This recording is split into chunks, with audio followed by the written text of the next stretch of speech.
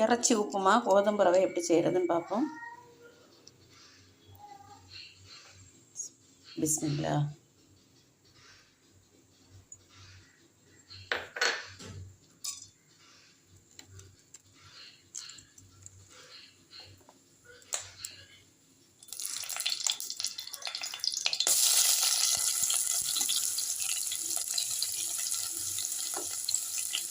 ஒரு பல்லாரி எடுத்து வெட்டி வச்சுருக்கேன். இதை வந்து இப்படி நீள சைஸில் நான் ரொம்ப நைஸாக வெட்டி வச்சு விடுங்க.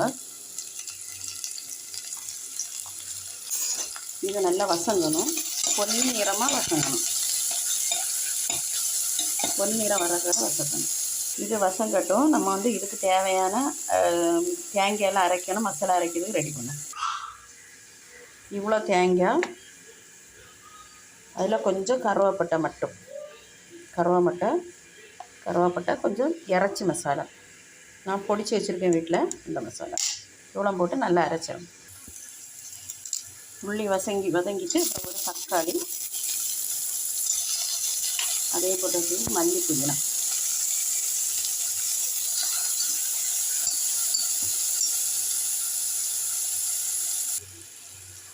கொஞ்சம் நெய் போட்டுவிடுங்க. நெய்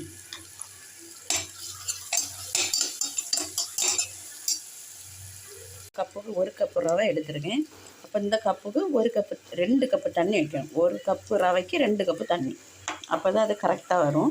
நம்ம வந்து அதுக்கு தேவையான அரைப்பு அரைக்கல, அதுக்கு இந்த தண்ணியை ஊற்றியே அரைச்சி அதே அந்த கணக்கு அதிலேயே வரணும். வேறு தண்ணி ஆட் பண்ணக்கூடாது. இப்போ நான் அரைச்சி வச்சுருக்கேன். தேங்காய் எல்லாம் கருவேப்பட்டை தேங்காய் இறைச்சி மசாலா போட்டு அரைச்சி வச்சுருக்கேன். அதே போட்டு நல்லா மிக்ஸ் பண்ணுவோம்.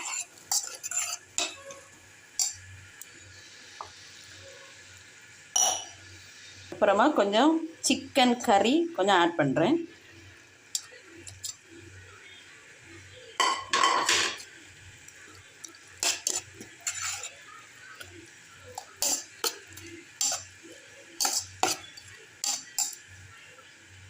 அப்புறம் தண்ணி, இந்த கப்புக்கு மொத்தத்தில் 2 கப்பு தண்ணி ஊற்றிருக்கேன். உப்பு,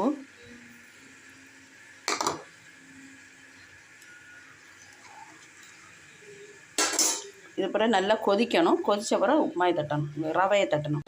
உப்புமாயை தட்டி வற்றி அப்படி உப்புமா ரெடி ஆயிடுச்சு.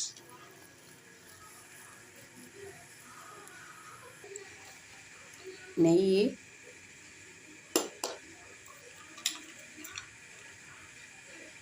அண்டு கிஸ்மிஸ்,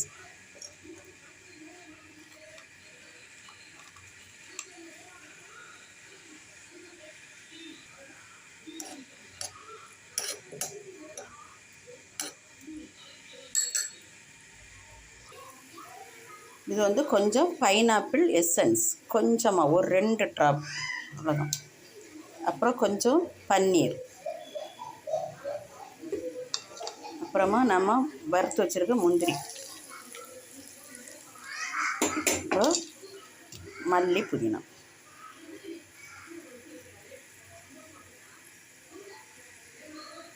சிக்கன் உப்புமா ரெடி.